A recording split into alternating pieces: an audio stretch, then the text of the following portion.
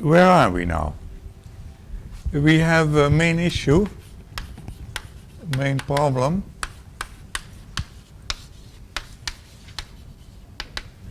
Show that the map from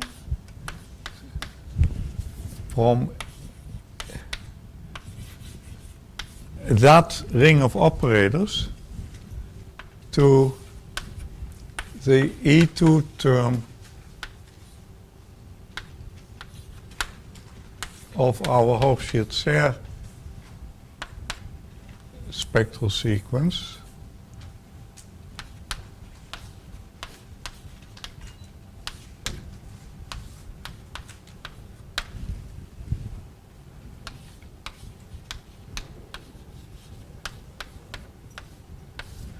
is Noetherian.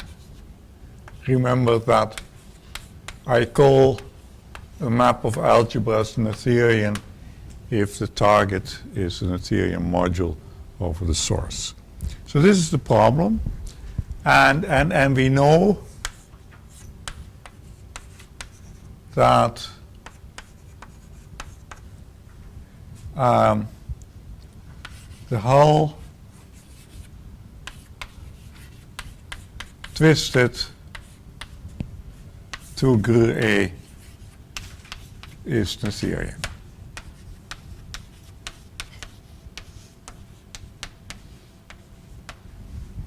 Now we're going to pull, we're going to use quite a bit from the literature to make this into a more specific problem. And so the first thing I want to remark is the following statement. If A is a finitely generated G module, the K algebra,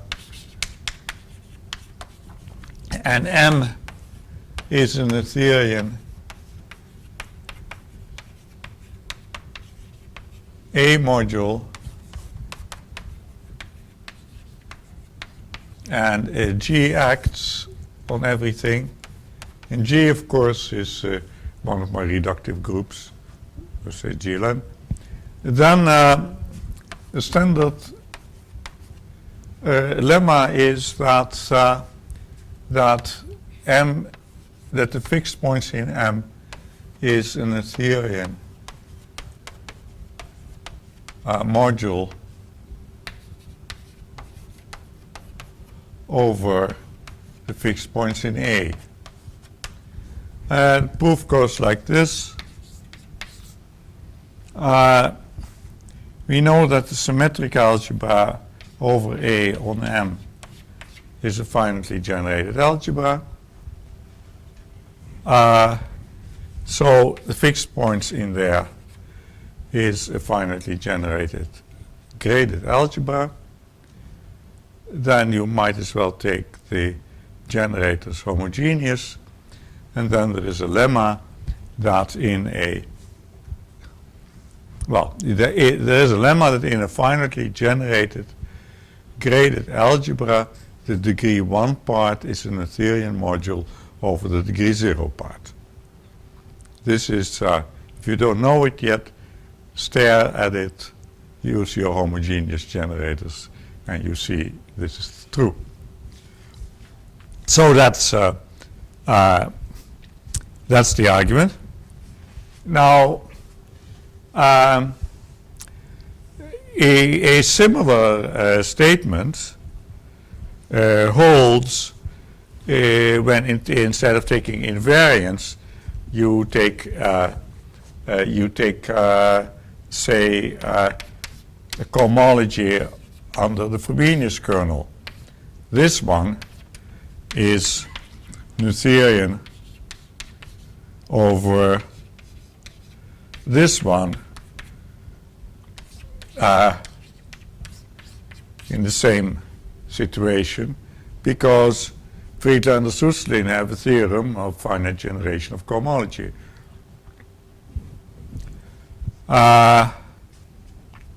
if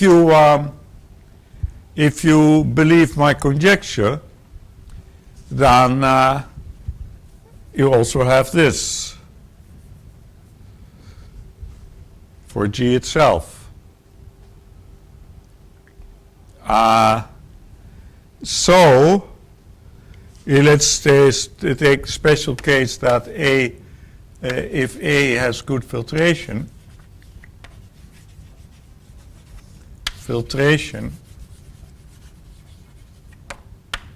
you expect that this, the total sum,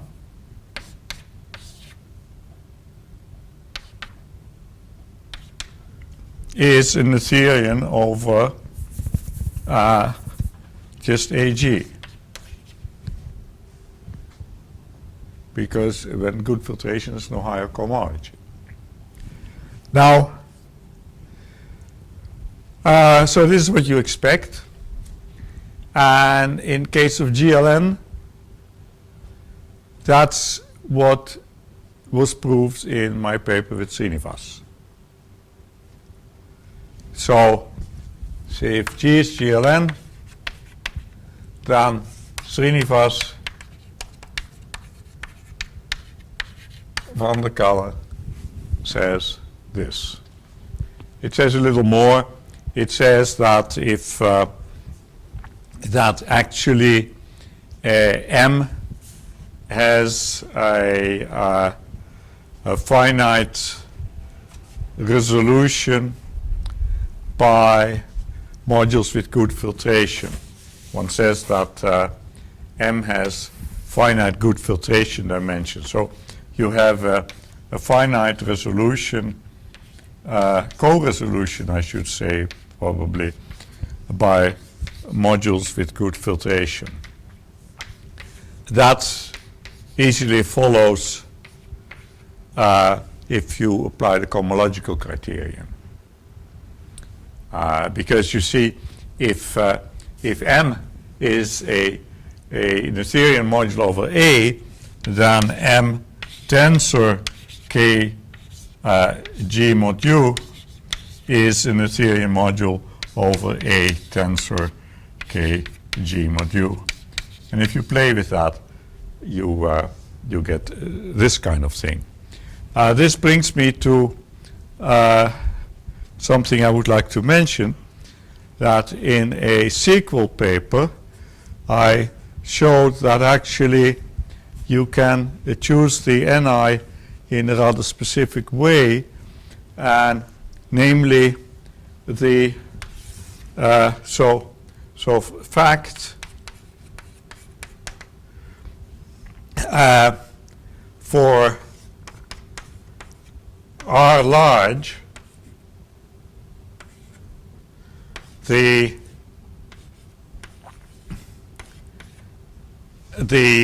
co-standard module with highest weight rho times R times rho tensor with M has good filtration.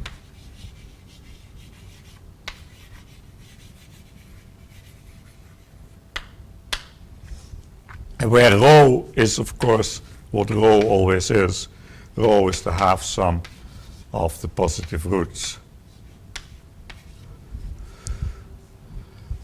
And so then you can take for N0, you can take more specifically that module. And in particular, what you see is that that you can take the Ni to be also Noetherian A modules, which was not part of the result with Srinivas. And now an obvious question is, what if G is reductive but not GLN? That's not of type A, not GLN or SLN.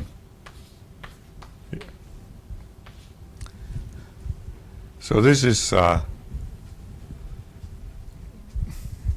something that's maybe worth thinking about. You can try to follow the it's they say where you have symplectic groups or something, to try and follow the whole machinery of resolution of the diagonal that was used with Srinivas, but maybe there is a much better way of thinking about this. I don't know. In any case, this is a little aside, but we are going to use Srinivas van der Kale, and we are going to use Friedlander-Suslin. So now let's have a look. Where are we? Oh yes. So, yeah, maybe I sometimes want to write this differently. This G mod GR, that's a G really. But then to remind you that now I've changed the action, I should put here an untwist, right? When you have cohomology of GR, then GR acts trivially on that, so there's room for untwisting. And, right. Okay, so now the point is that Friedlander and Suslin, yeah, so let's look at this H star GR gr A stuff untwisted. According to Friedlander and Suslin, this looks a little funny. The whole gr A twisted and then untwisted again. This should be Noetherian, right? That's that principle. But what is this? Well, the GR doesn't act here, so the hull just goes out, and then the twist gets untwisted. So this is really just the hull tensored with the cohomology with trivial coefficients. Now, Friedlander and Suslin, they don't quite compute the cohomology with trivial coefficients, but they have a Noetherian map on towards it. And so now the only way to do this right is, I mean, I have to look up what the formula is. I can never remember such things. Well, maybe I could, but it's, so what's their formula? So their map is going like this. It's, oops. Yeah, so we take tensor product I equals 1 to R, then symmetric algebra on the adjoint representation dual placed in degree 2p to the I minus 1. So this means placed in that degree, and so that means that this is a graded algebra in a slightly different way than you expect. Namely, this stuff sits in that degree, and that, of course, when you multiply, you you keep going, and so this to here is a Noetherian homomorphism of graded algebras.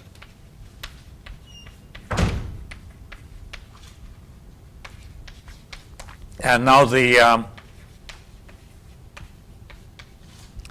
and so how do you specify such a homomorphism? Well, these are symmetric algebras. So the trick clearly is to explain how you go from GLN dual to H2pi minus 1 GRK, right? Oh, by the way, I'm sorry. There's the untwist here. Or I must put a twist there, but and oh yes, so here I forgot it. The untwist belongs here.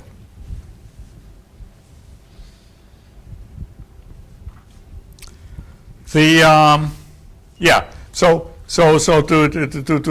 to explain how you get from here to there, you have to explain how to get from here to there,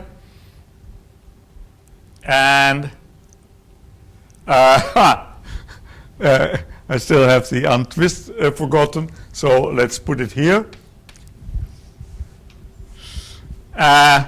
Because now this is acted upon trivially, and so this is the same as taking GR fixed points, because they're fixed.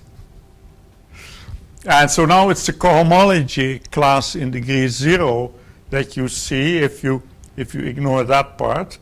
So let's remove that. So we have some cohomology class in degree 0, and we want to end up there. So what we want to do is we want to cup with a suitable cohomology class ER, which should lie in H2pi minus 1. No, EI then. Yeah? In 2pi minus 1, and then not GLN dual, but GLN itself.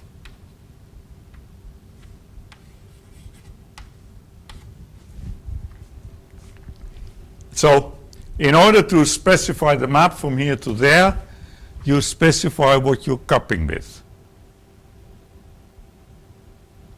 So you cup with something in the dual, and then you land in. So if you have something with coefficients in GLN, and you cup it with something in GLN dual, then you end up in K.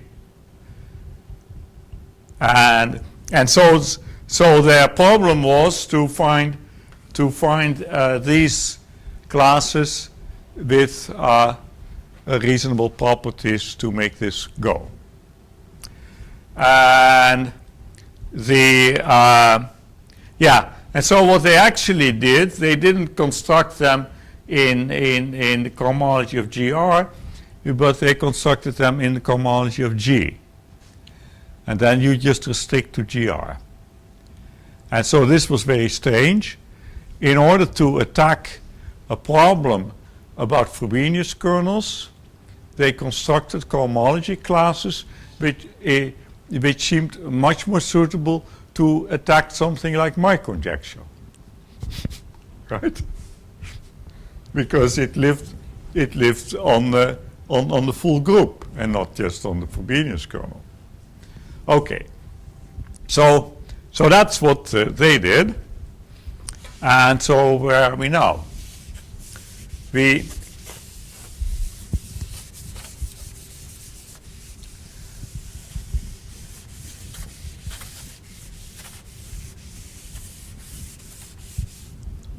Okay, so what do we get? We get a Noetherian map from that tensor product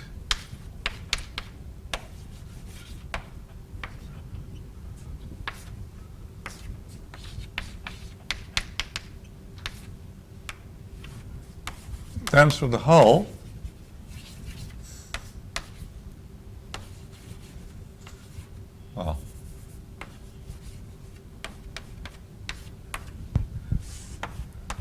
to the cohomology GR A untwisted. Have an Noetherian map like that. I hope I got it right. I mean, you combine this Noetherian map with the fact that here you have this tensor product. And now you notice that that according to Akin, Buxbaum, Weyman, or Akin, Buxbaum, I'm not sure. Anyway, according to these old investigations of Schur functors and such over the integers, this has good filtration. Symmetric algebra on the adjoint representation of GLN has good filtration. This one has good filtration by its very nature. So the whole thing has good filtration. And so according to Srinivas van der Kalle, we now know something.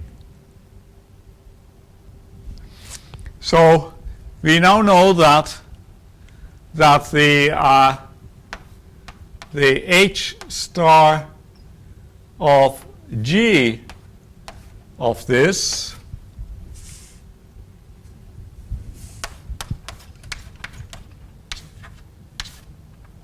and here, oh, this is good filtration. So here you just take invariance. This now has is Noetherian.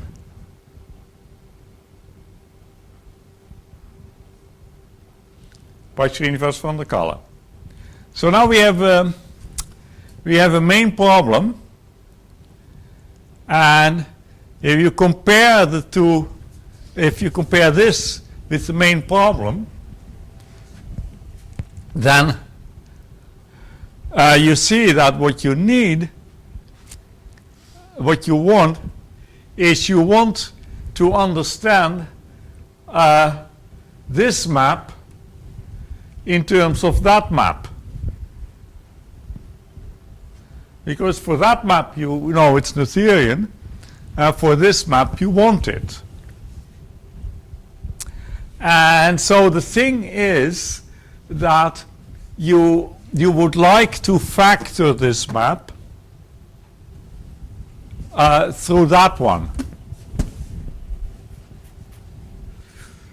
Now, that's not exactly how it's going to work, but we can compose this.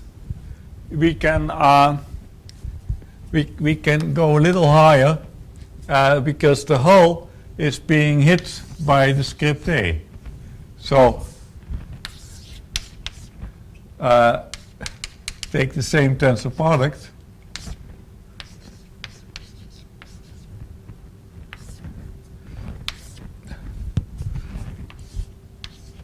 This is Noetherian also.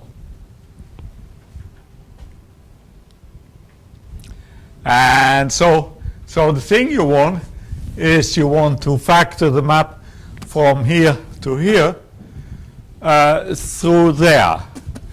And if you think about it, then the factoring doesn't really have to be as an algebra map. It's just that you have to show that everything that's in the image here is also in the image there. That's really all you need. But in any case, so you don't need to worry too much about the algebra structure. You just want to factor the linear maps. And now it's pretty clear that if you had many more cohomology classes which have as coefficients the duals of these animals, then that should help doing the factoring. So this is why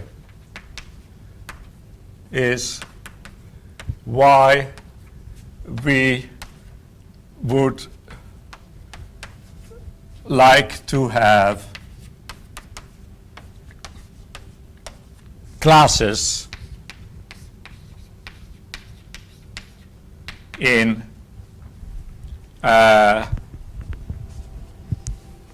now let's just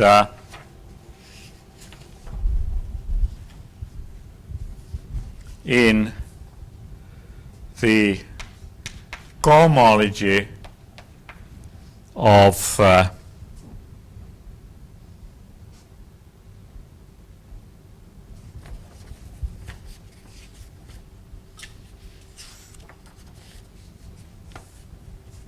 the classes, let's call them C of M, to have it more specific, C of M is in H2M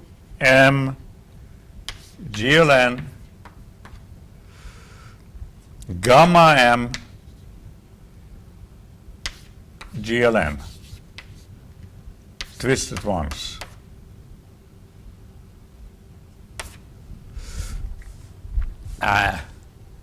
Well, okay, twisted ones, you may say, wait a minute, don't you want it twisted R times?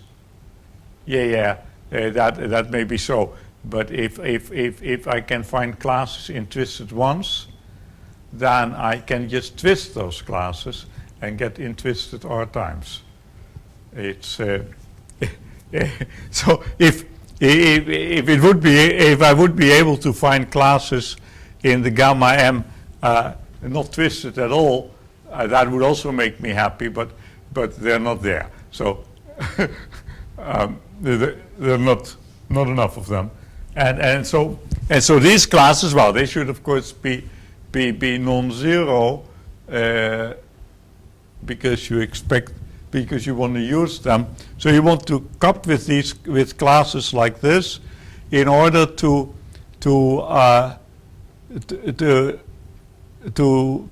get rid of, to cop this part of the formula away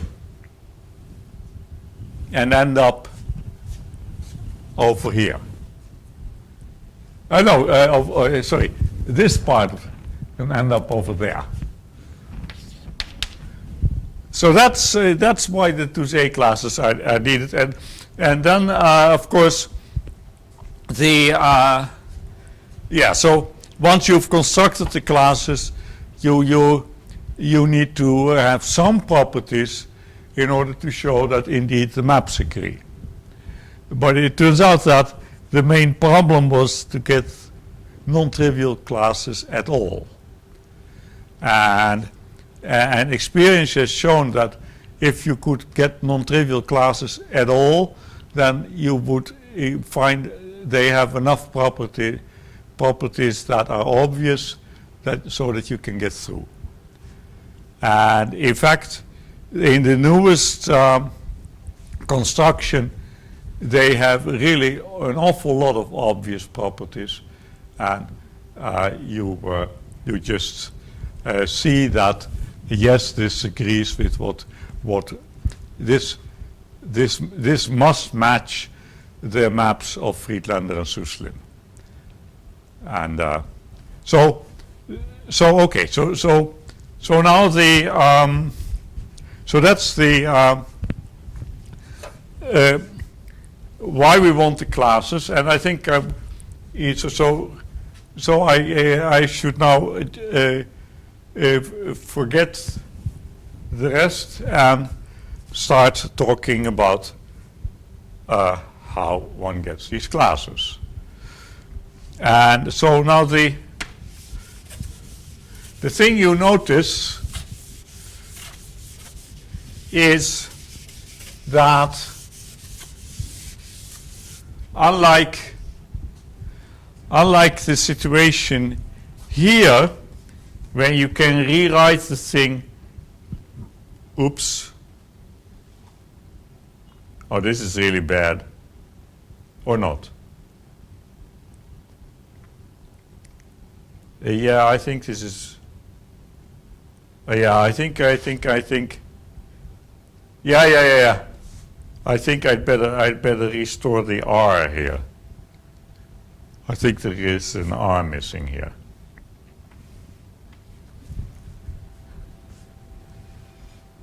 Yeah.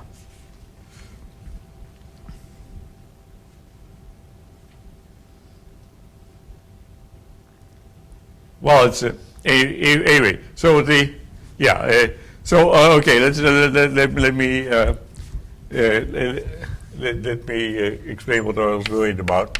I mean, you don't want to look for classes in GLN,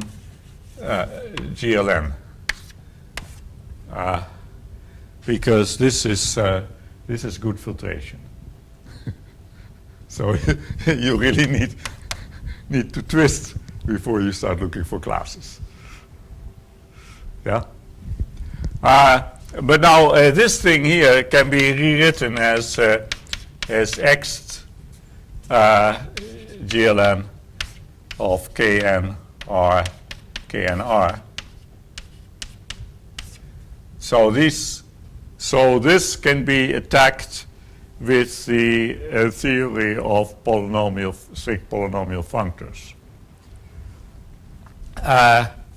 However, these are of a different nature.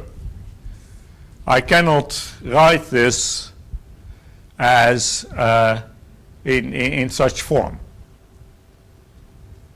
When I try to make a strict polynomial functor problem out of this, I do not see how to see this as a home. And so that's why we should look at this differently, and we should look at this as gamma m home kn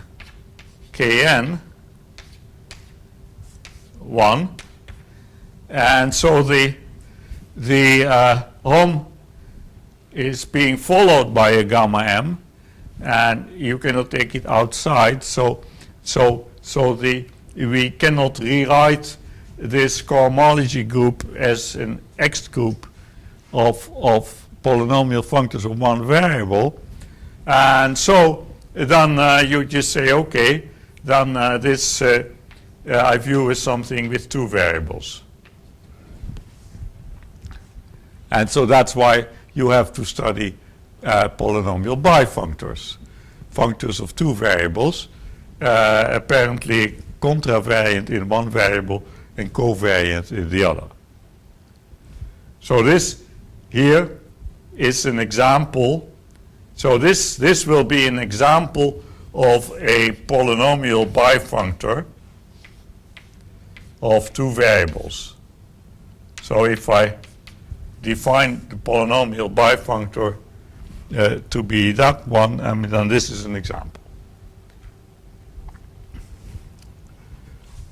And so that's why you need the theory of polynomial bifunctors to do the stuff, because it simply didn't fit in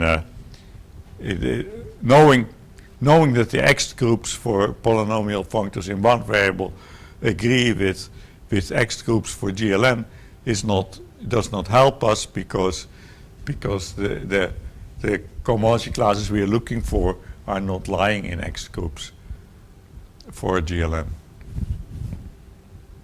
But they're lying in things like that.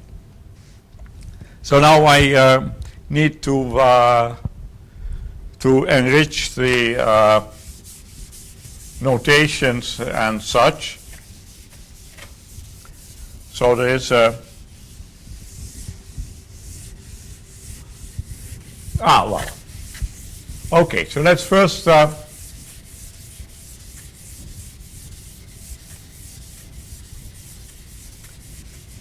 so what's the formal definition of a strict polynomial bifunctor? So before we go ahead, because this was very fast for me, but as a practical thing for now, can we say that instead of the original main problem that you wrote down, our main problem has now become... Our main problem has become construct these classes. And so you said properties about these classes. They're easy to state what properties we want, or... Well, I mean, you wanted you have multiplication here, and so they the classes should behave well with respect to the corresponding co-multiplication. Because in the Friedlander-Suslin description, they only give the things on generating set, and then you have to extend the map multiplicatively. And for the things you want to cup with, that it means you have to understand co-multiplicative behavior. So you want things like that the co-multiplication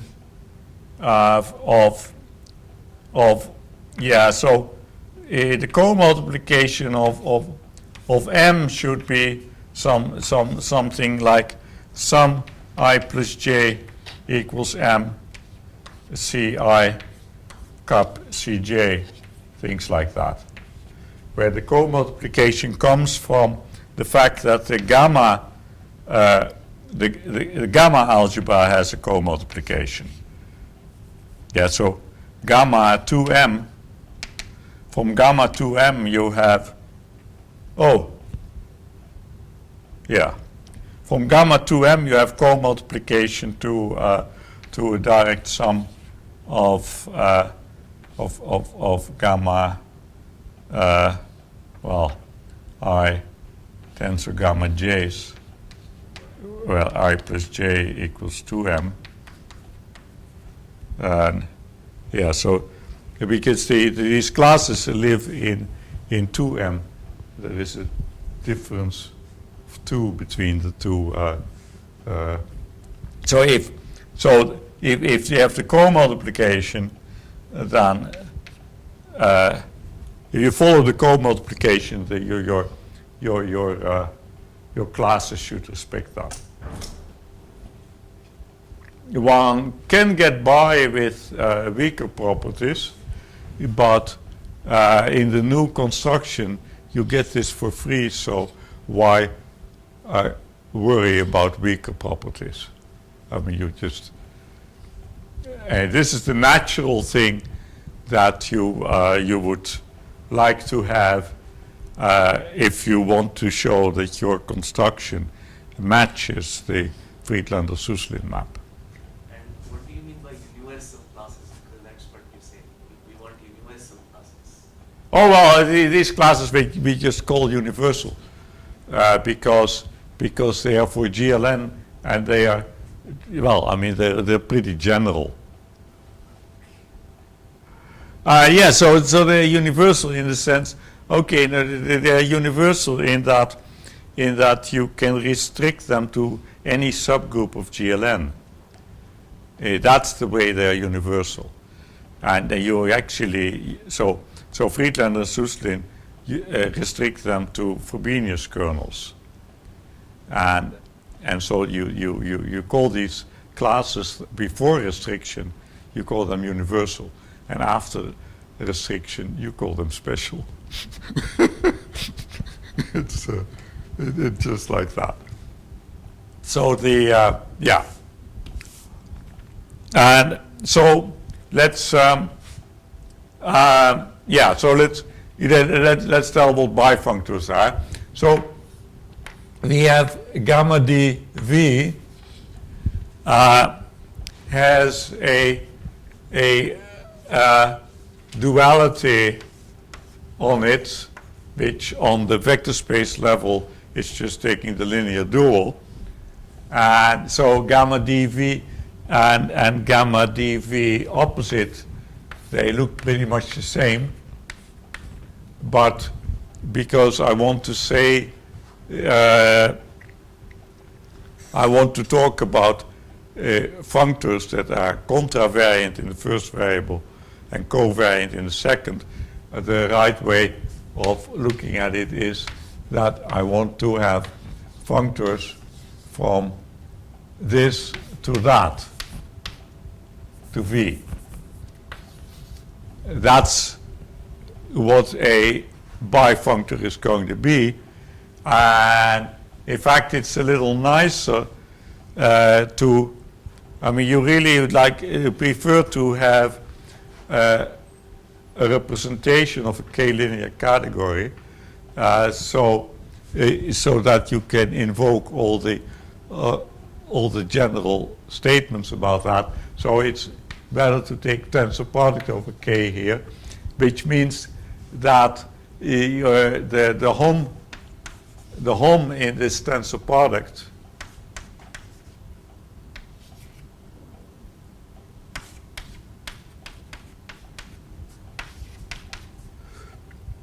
the objects are just pairs, so the objects are the same as for the direct product of categories, and the hom set, well, so if you have a pair, V1, W1, and then 1, V2, W2,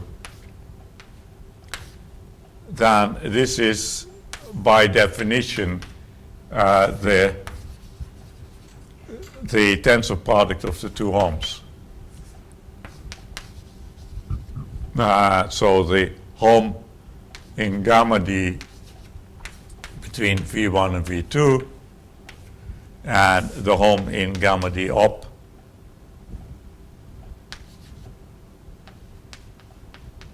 between W1 and W2.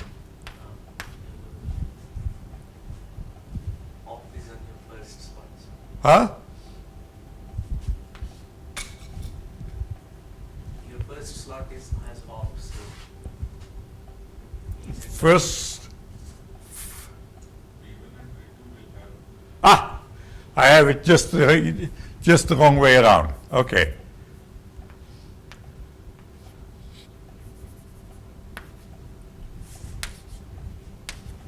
Happy? So they are just k-linear. So now a bifunctor is just a k-linear map between categories, but the category is a little contrived, and it tries to say that you have two variables. But so we can still use things like Yone Dilemma to discover a good class of projectives. We just have to. So we know that the H upper VW will give you projectives, because HVW, yeah, it always gives you projectives in a setting like this, and dually, right? So we should have how do you dualize? So here's a very Kuhn duality.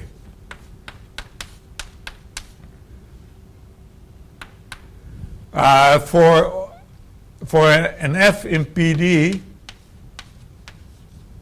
the Kuhn dual is defined on objects as take the dual, take F, and take the dual.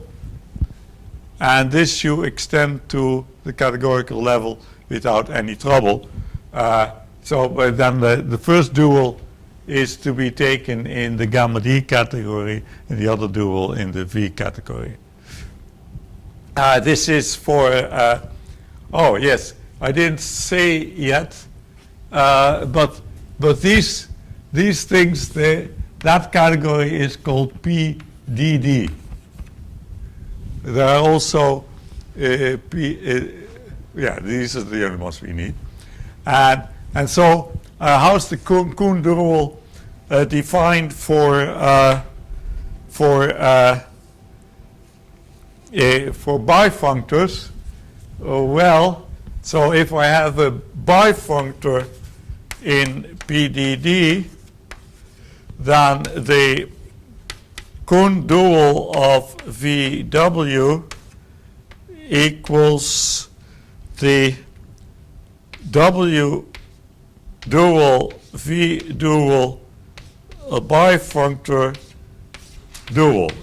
I think. Shall I check? There's only one formula that makes sense when you think about it, and I think this one is it.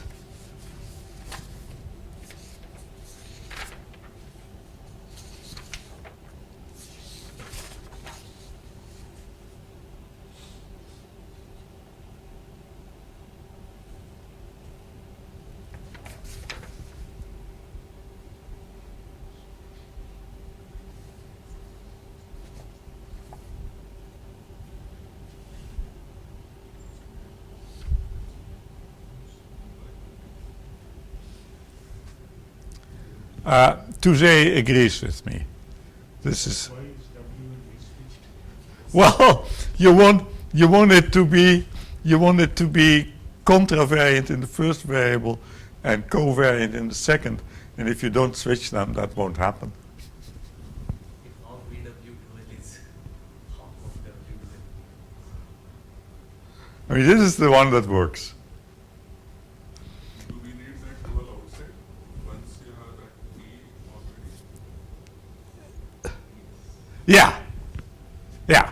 This is somehow the analog of the other Kuhn dual. And so this gives a duality on the category of bifunctors, and using it, once you know what the projectives look like, you can also see what the injectives look like. And they both look a little complicated, like the standard injectives. Let me copy from Touzé's recent paper in the transformation groups. He gives a little summary. So he says standard injectives. I thought the point of putting an off was to make the contravariant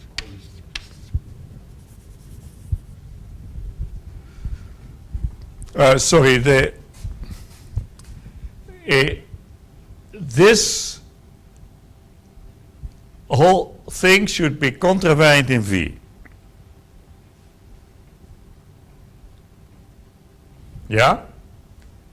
And now it is. It's not? No. Okay. So B. Yeah. B is in PD. No, Wait. but isn't it? No. So Well, you want to do duality on the target, and then you have to correct that in the source to keep the variance right. my question. So what is an element of PD? It's a covariant functor, K-linear. A PDD it consists of k-linear functors from here to there. Now that we have put an off there, so, Yes. so. And so therefore it... Covariant in V also. Oh, I'm sorry. Okay. When I write V, I'm not really thinking of it as in the opposite category.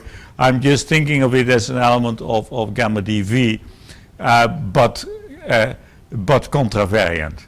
Yeah. Sorry. This is what was very common, that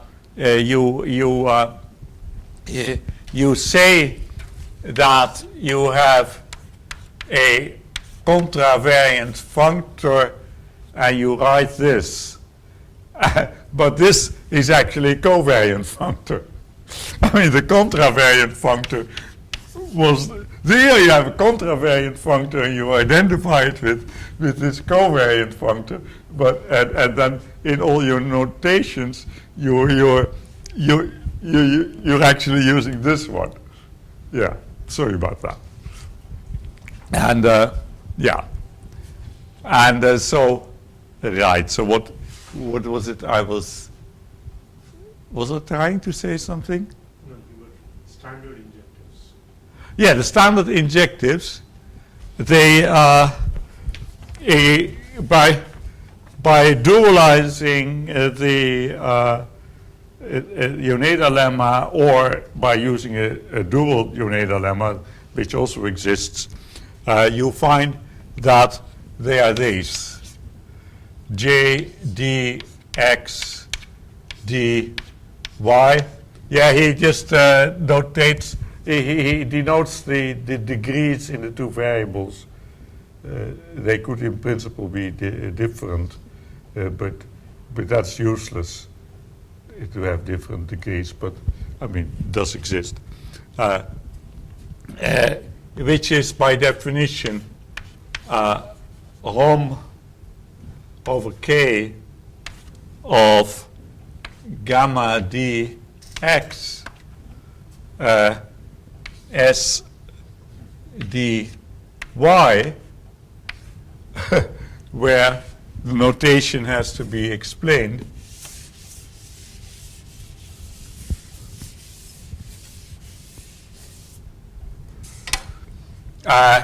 If I have a functor f and I put a subscript, then this is the functor which sends v to f of x tensor v,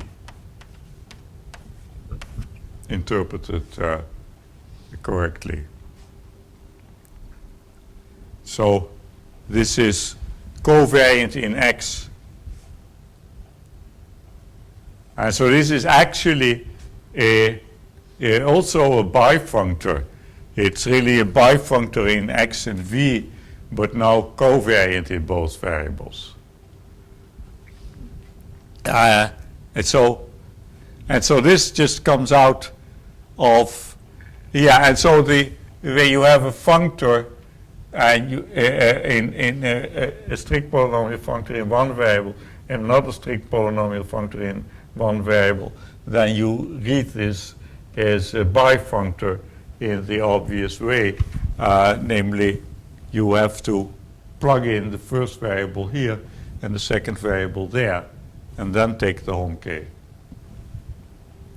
But so these are the and so then you get crazy formulas like crazy formulas. You get very useful formulas like the following: that the hom, if you have a bifunctor and you hom it into one of these standard injectives, then the form Yone Dilemma takes is you get the evaluation of the Kuhn dual.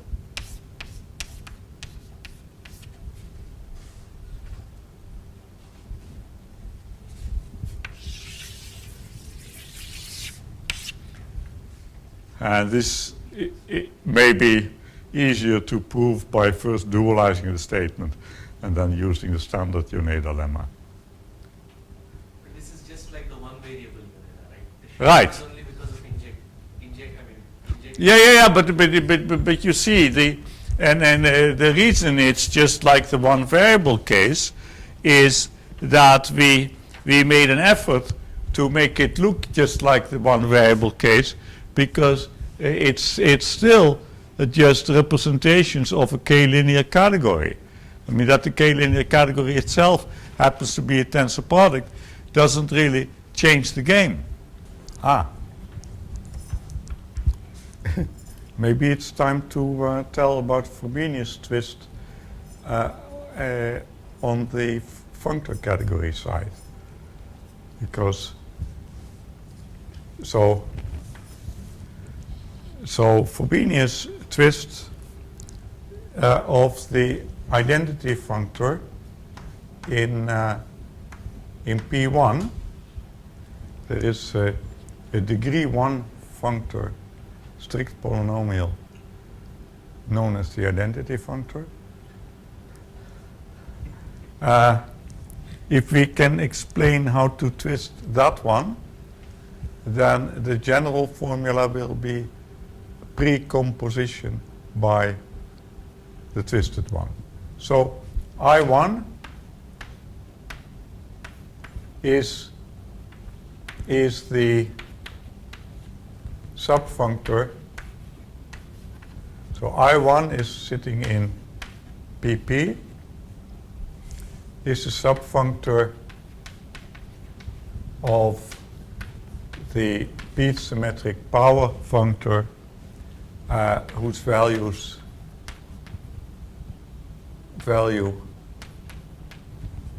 on V is the span of the V to the P where V is in V. If you have V is in V, then V to the P is an element of SP V, and so that's a vector space, and so the first Frobenius twist functor is a subfunctor of that, and by saying that, that fixes what the morphisms do. Because this one, I already know what the morphisms do, and when you have these sub-objects, that fixes the things, and you can work it out. And if you try it out on Kn, then you will see that that I1 of Kn is indeed what we know as the standard representation twisted ones. I mean, the concepts match. Actually, I think I only checked that when the ground field is the prime field, but that's all we need. If the ground field is not the prime field, you may have to think a little harder, and I think it's still true, but who cares? So that's the first, and now in general, if you have an F in PD, you define F, its rth Frobenius twist as F precomposed with the one twisted functor R times.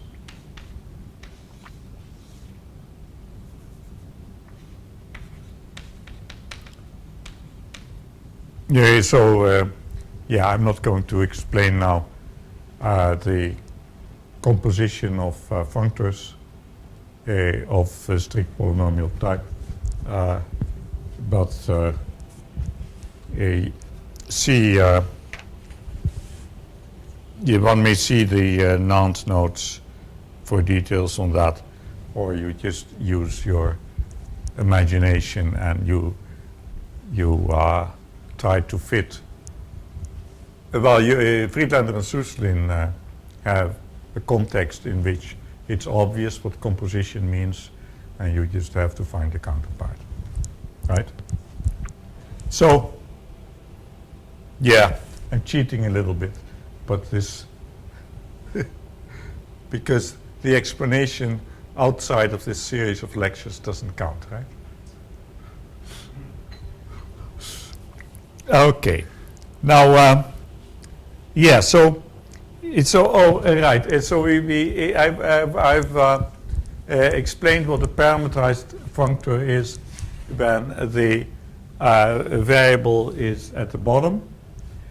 When the variable is at the top, then it's supposed to be contravariant in that variable, and that's well, there's several ways to say that, but the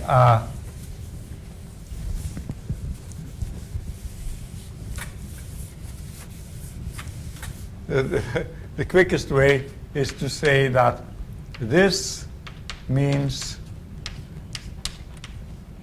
a parameterized with a dual. And then you have an adjunction, and I keep forgetting which way it goes, which one is the left and which one is the right. Huh? It's the home tensor adjunction. Yes, one should be able to reason to reason it from there. That's very true. But I'm just going to copy, and I think that's a safe thing, right?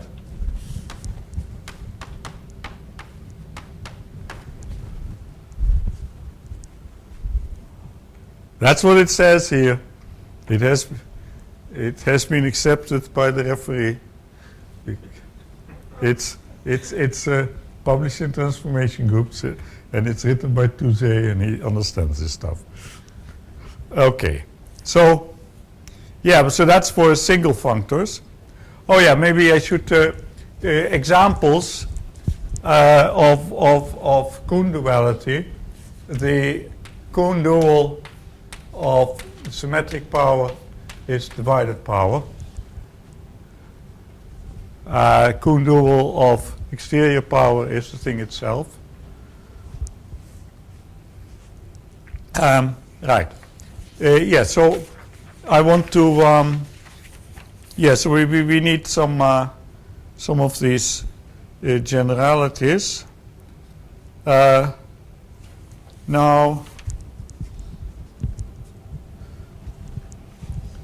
but we, yeah, okay, so now what is the Frobenius twist of a bifunctor? Well, you just twist both variables. So the formula on objects, well, so B1 VW is the B of V1 W1, and so on. The right. Now we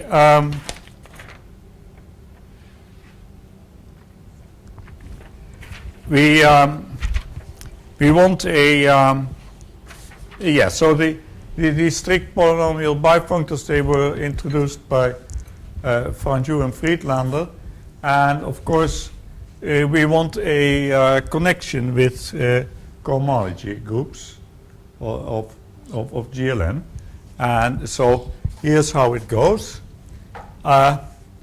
We put H subscript with a P of B. That's the X in the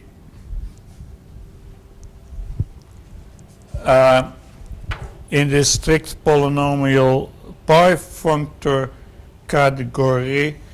Do I have a notation for that?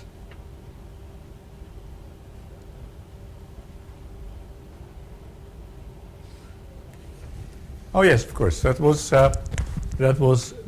PDD of, and now we take gamma D of GL and B, where GL is the bifunctor also known as HOM.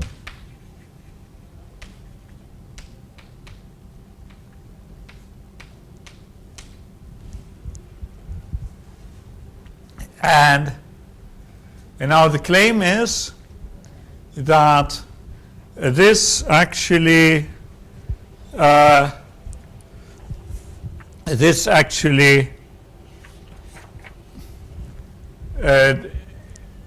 is isomorphic with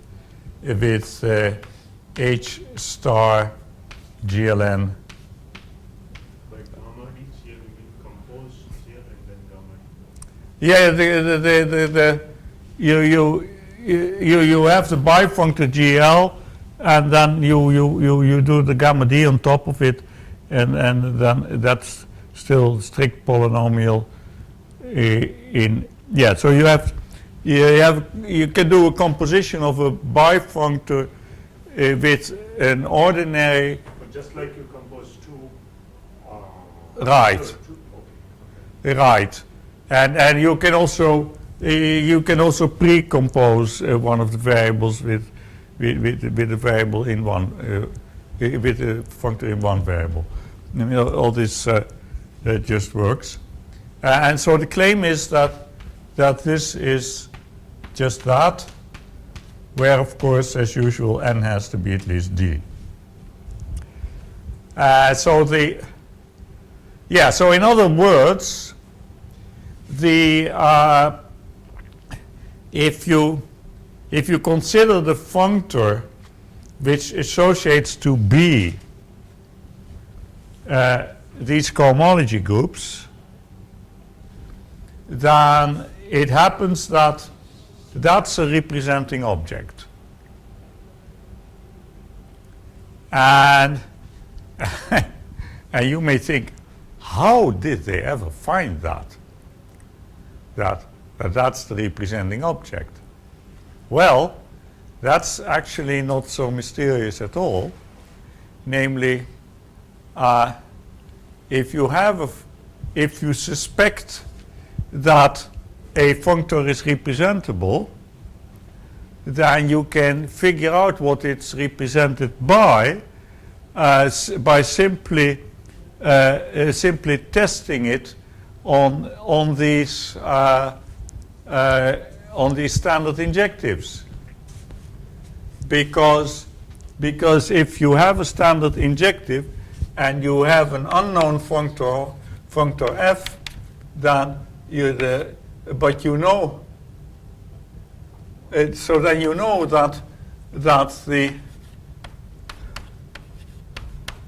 if you hom it towards your standard injective, you will find the value. You will find the value. So say again. What am I trying to say? I'm trying to say that if you suspect that a functor is representable, then you can figure out which functor, which object represents it. So this entire, I'm mixing things up. If I suspect that f is representable, no, again, it is really like that. So Yeah, so these That you have the exact same thing written down. Here, yes. Okay, so the point is, the point is that you understand what should come out, and now you So first you look at the x0, of course. I mean, they're both homological functors, so you should first match them in degree 0. And so that's how you somehow discover that this is the right thing to put there. And so now the problem of constructing classes of 2Z becomes a problem of studying X groups of this shape, where, however, the right-hand variable is twisted. So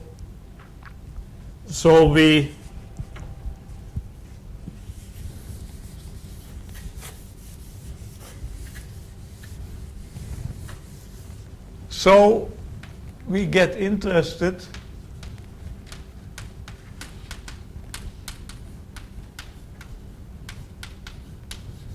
in this type of X group.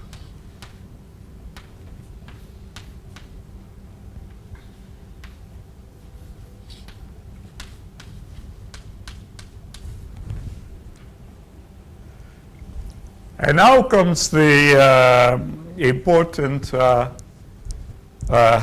idea of Habupnik, that is that, okay, this Frobenius twist, it really makes things more complicated. Everything becomes more complicated if you recompose with Frobenius twist, but we may put the complication on the other side of the variable, of the comma. So in other words, we look for the, in this case, the left adjoint of Frobenius twist.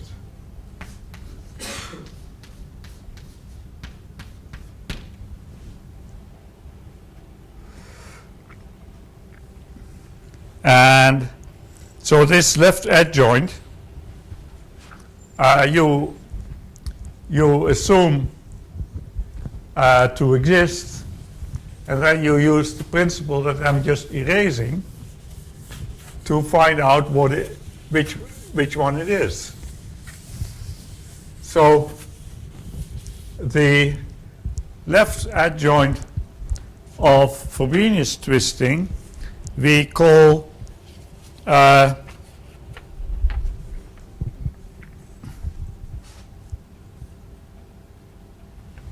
what do we call it? So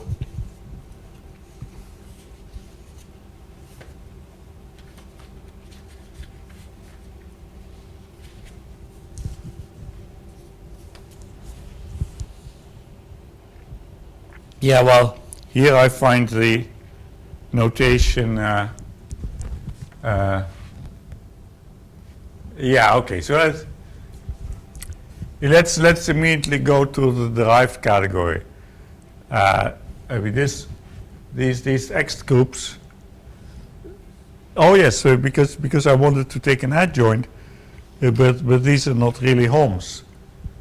So it's better to go to the derived category of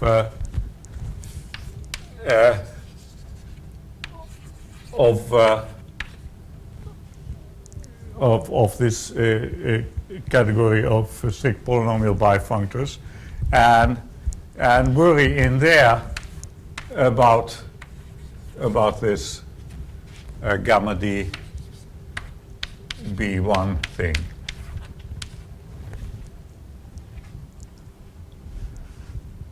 Well, okay, and then the idea is you write this, yeah, and then here, this is in PDD, I suppose. No. Aha. I should choose. If B is in PDD, then I'm not doing it right, then this should be DP, right? Because then this is in twisted, so that there's a higher degree. But if we want to take the adjoint, then we should be in the derived category. So this is dp. Now we should end up in the DD, and so let's call this the left blah blah of gamma d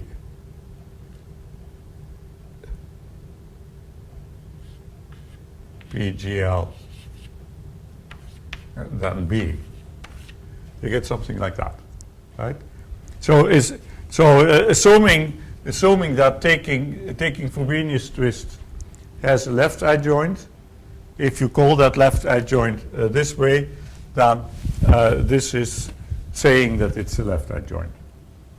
But why do we expect in the first place that this functor has a left adjoint? No, well, probably because it has some it has some exactness properties and some limit properties, and if you know enough category theory, you probably know that it should have one. But the point is that even if you're not so good in category theory, you can just say, well, let's try. Yeah? And then, so you try this, and then you say, aha, but now if I put for B one of my standard injectives, then I can go back and compute, and so I get a formula for LL. And once I have a formula for LL, I check that it works. Okay? And so now the story goes like this. In this paper, a construction of the universal classes with the twisting spectral sequences sequence, Touzé spends a lot of time on explaining the twisting spectral sequence and what it has to do with this left adjoint. But we no longer need to care about the twisting spectral sequence. We can just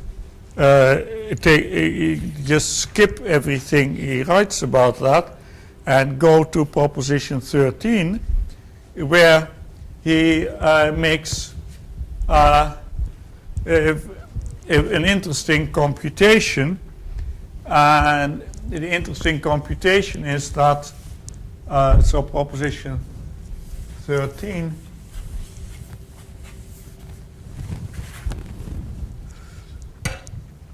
it goes like this. This complex LL gamma dp GL, if you twist it once, then it's formal.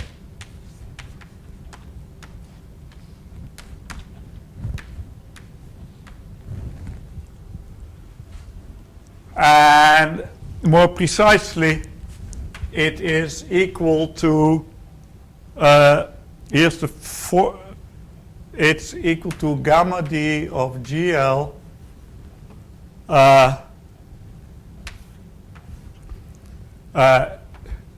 parameterized by something equals the dual of something equals ER, Yeah, ER is a funny notation. He has R equals 1 at the moment, but he keeps writing ER. I'll follow that. And now twist it. So there are some things to explain. First of all, what is the meaning of formal?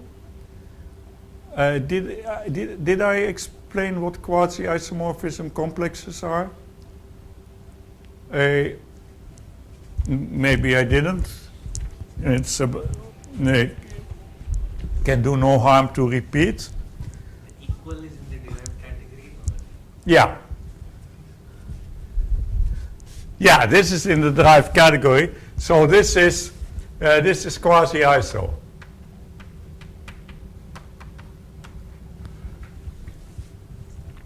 So what is a quasi-isomorphism? Well, that's simply the following. This is something general about complexes in an abelian category. Oh, by the way, I've not been very precise about which derived category I'm using here. I should probably take bounded derived category, but it's those are details because you see, when you look at what's actually happening, then this derived category is just a language which makes it plausible that you should look at this LL. But the fact that it's actually a left adjoint in the derived category is not what you're actually going to need. What you're actually going to need is just the actual formulas for LL and its properties. I mean, the derived category is just there to provide a motivating background for the computations which otherwise look too mysterious. But the computations are actually with complexes. And if the derived category didn't exist, well, I mean, you are not actually using the existence of the derived category in the proof. You only use, but things get very mysterious if you try to say it without the derived category. But if after the fact you just look, well, what did I actually use? Then it's just a long computation with complexes. So yeah. So I'm having two cochain complexes, and I have a morphism between them.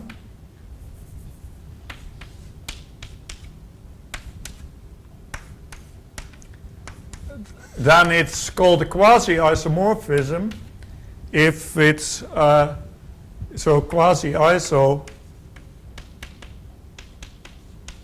Then it means that the cohomology, the maps in cohomology are isomorphisms.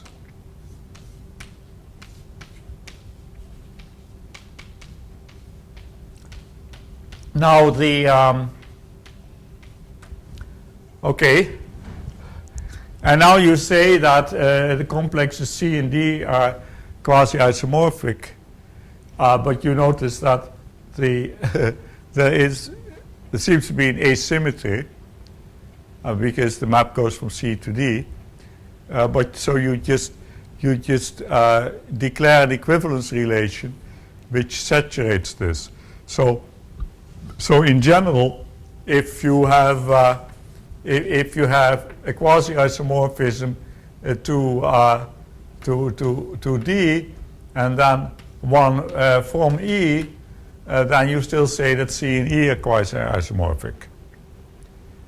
So you just take the transitive closure of the relation given by quasi-isomorphism, and so that's what this really means, because it's there's a zigzag like there between this one and that one. But okay, there's still several things to explain. Yeah, so the first thing is to observe is that they actually wanted it without the twist, but he didn't know how to untwist, and therefore this is the result.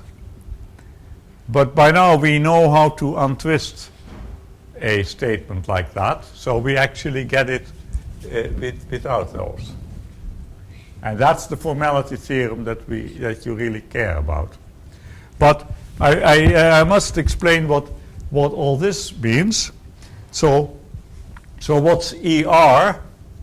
Well, in general, ER is a graded vector space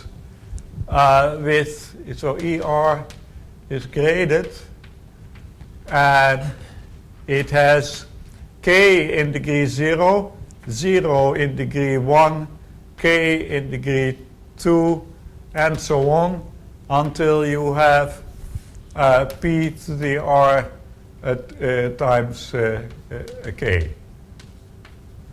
And now you may figure out, I suppose, yes, even if r equals 1 and p equals 2, I didn't go too far, right? But so this is a graded vector space, and now we're going to do something a bit strange. We are going to say a graded vector space is the same as yeah. So no, I'm not just going to do this for vector spaces. I'm going to do this for any object in any of our categories. If GM acts, you get, first of all, a graded object, and the part in degree j is where the eigenvalue is j. Yeah. So we identify the concepts of having a graded object and having an object with a GM action. But we do something a little weirder than that. We also a cochain complex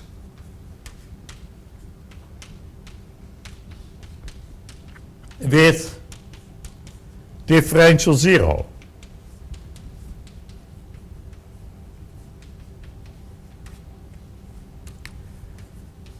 When you have a cochain complex and you forget the differential, you get a graded object, and therefore an object with a GM action. But conversely, if you just have an object with a GM action, we view it as a cochain complex by simply putting the differential 0. Why do you want to put those zeros in between? No, to get the degree correct. So the eigenvalue here is 0, here it's 2, then it's 4.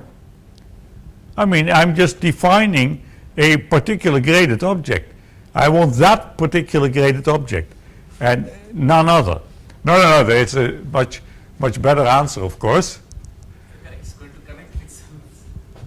It's supposed to satisfy certain properties. So why are those zeros there? No, we can say because if you specialize the main theorem to the identity functor, then you see what ER really means. But I didn't say the main theorem, so yeah. So now the so GM acts on here, and with negative weights, non-positive weights, because of the dual. And so it acts on this bifunctor. And so this bifunctor becomes a graded object. And therefore a complex with differential 0. And that complex with differential 0 is quasi-isomorphic to that one. And that without, so that is the twisted formality theorem. And what we really want is the untwisted formality theorem that's without the twist. And so why do we want that? Well,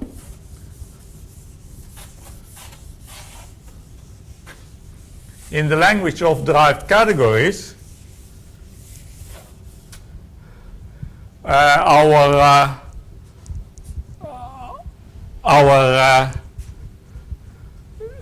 cohomology groups are really, they were X groups.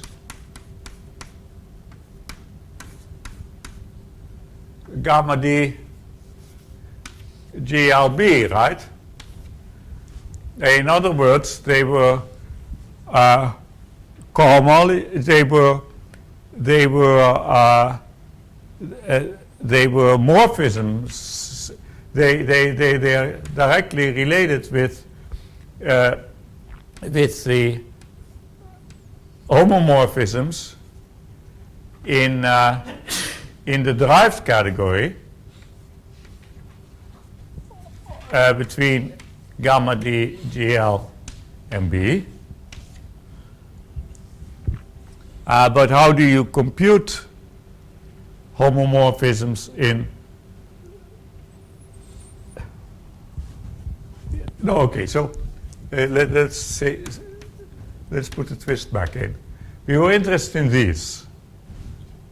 Just 1 second.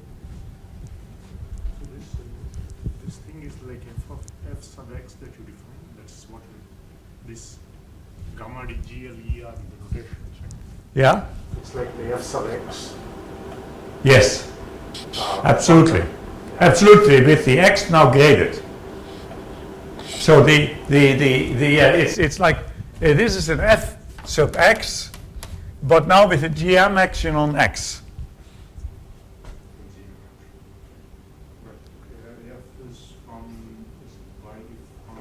It's a bifunctor. Oh, you have a very good point. I didn't explain this notation. I'd better quickly do that. This is by definition parameterize the second one and leave the first one alone. Sorry. Yeah, that's essential, of course. Otherwise, you cannot read the formula. You need to know what a parameterized bifunctor is. And the thing you parameterize is just the second variable. Yeah, sorry. That's definitely needed. And yeah. So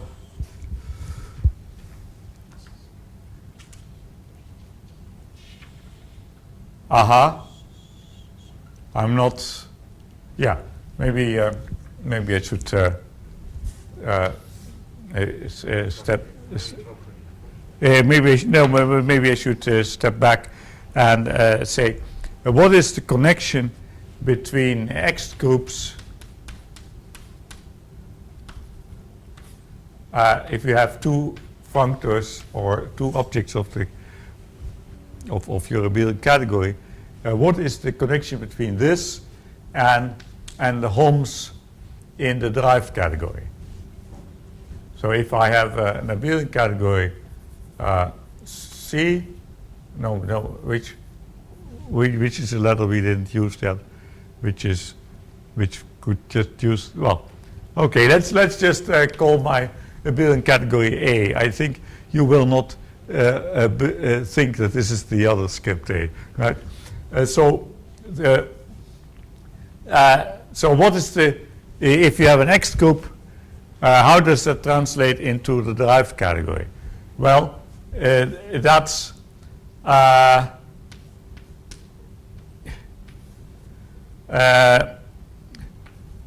this or the other one.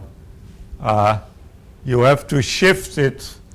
You have to shift it m places, but now which direction?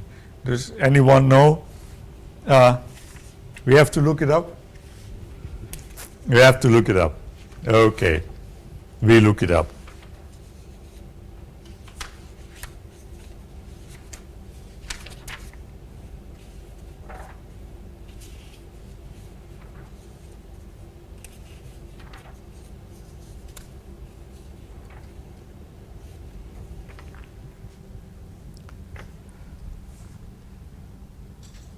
Well, here's the formula. Let me copy this formula, and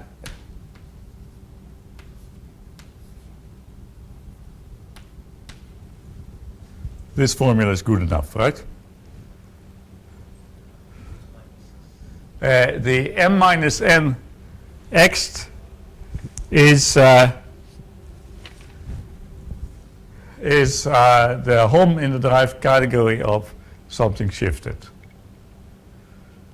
Okay, and so that means that yeah, of course this kind of thing here works just as well if you shift that one. I mean with the shift. So the understanding an object in this object in the derived category very well will give you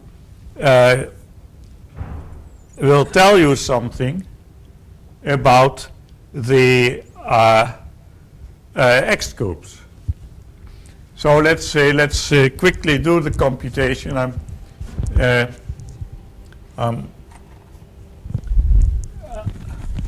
So this one, we now have hom d PDD, and then we plug in the formality result, the gamma d, and then ER dual, then let's put a shift here. So shift according to taste. Yeah. Then of course here also. So yeah, these things they should be telling us about the X groups of twisted bifunctors that we in the cohomology of twisted things like here. Now you have written it this way, but by the adjunction stuff, you can move this to the other side.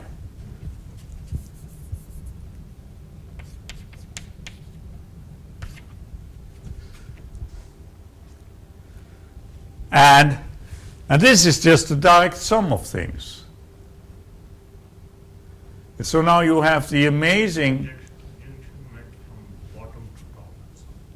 Yeah, but it was a dual here. It wrote. It says this, and the dual.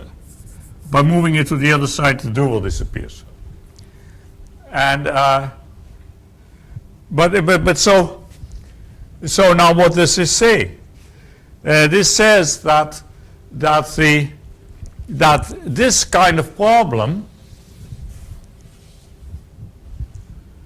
gets reduced to a similar problem without a twist, but with the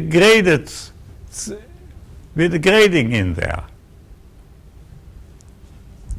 And so let me see if I can find what the formula actually is, and then see.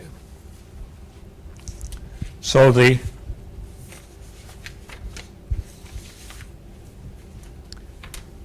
the claim is ta-da. Yes. So here's the main theorem, which I'm not claiming that I've proved it, but today. But the main theorem is that HP of a twisted one is just the direct sum over I of the HM minus IP of the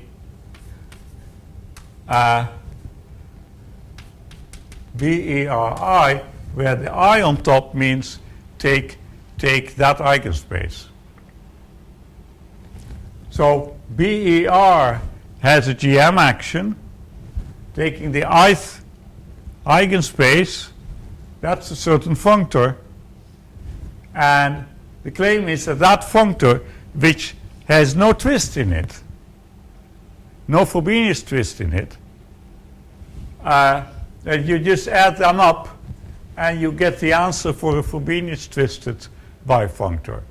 And this is marvelous because it trivializes dozens of papers.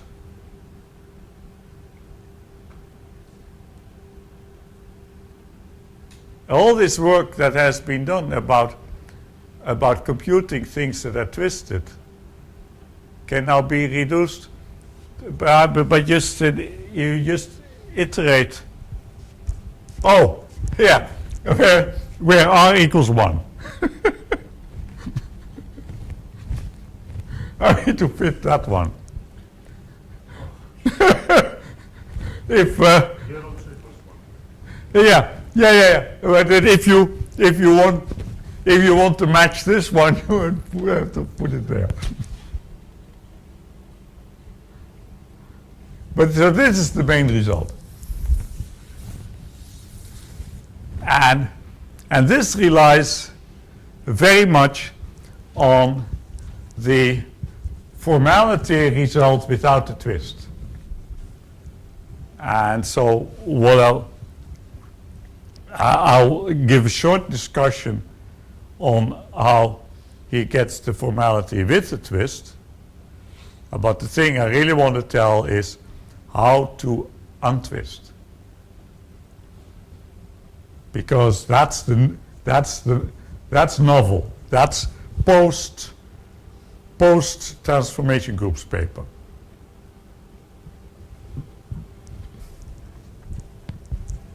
And it's, yeah. And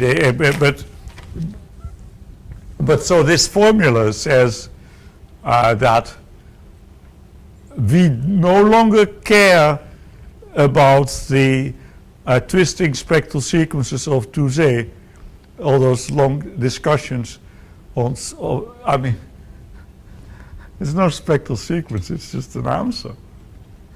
I mean, who cares about spectral sequences if you can just write down what the answer is?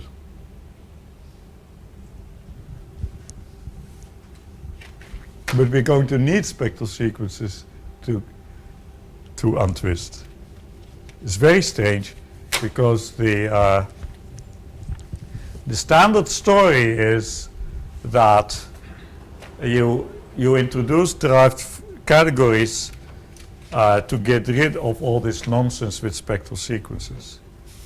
And here, it's not so. Here, you use spectral sequences to get control in the derived category. Because in the derived category, you have the equality, you want to untwist. And we do not know how to do this with derived category technology. But we know how to do it with spectral sequences. Very strange. Yeah, this is entirely counter to what everyone is telling you. But who cares? We are not the boss. Mathematics is the boss. I think it's time to stop.